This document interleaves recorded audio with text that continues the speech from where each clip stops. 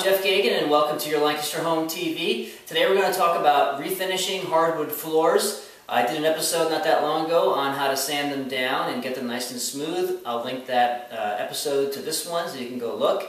But now we're going to talk about how to kind of build things back up and get that shine you're looking for. Now, there's a couple of basic steps. It's really not that complicated actually. You just kind of get out there and do it and you learn as you go, right? First thing you want to do is you've got a floor that's relatively smooth. It's got some imperfections, and you want to work with a wood filler product. This is what I use for red oak. That's what we have here is red oak. And get in there, and I filled all the nail holes in, maybe some of the worst cracks that I saw, and redid that. So then you sand that down, and you're kind of back to square one. You have a nice smooth floor. Now we have polyurethane. I did the research on water versus oil. I chose oil for this space because I think it adds a luster and it works pretty well, and it requires minimal coats. Don't use the high build. I heard a lot of bad things about that it takes forever to dry and it has strange waviness to it when it's finished. So go with a regular polyurethane. I went with the Home Depot brand.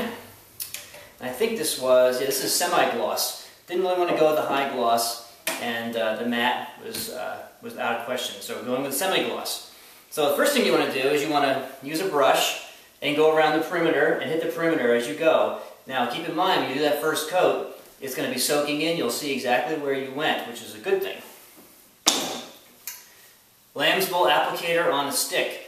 You use that, go with the grain, make sure you're overlapping, be as smooth as possible, and move quickly to make sure you covered the areas that you brushed, because there will be marks. They call them lap marks.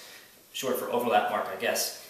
Make sure you're as smooth as you can. Don't leave glumps of it anywhere because it will dry and make things more complicated. So the first coat is done. Looks great. You know, the color is coming back to the wood. You're excited.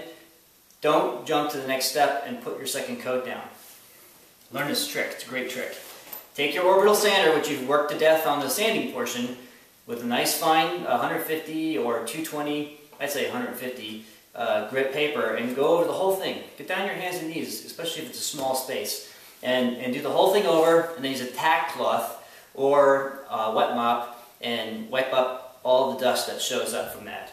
I use a tack cloth, which is a sticky cloth you can get at Home Depot, and then you have it kind of dulls, it kind of hazes up the color, hazes it up, makes it kind of dull again. Don't worry.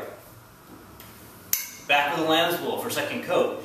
Do your second coat. It's a lot harder this time because you can't see that color change, and you have to kind of watch for the shiny spots. Hit it up, whole thing again, hit the edges, go from one end to the other, then make sure you don't paint yourself into a corner, and then you're done, and it looks great.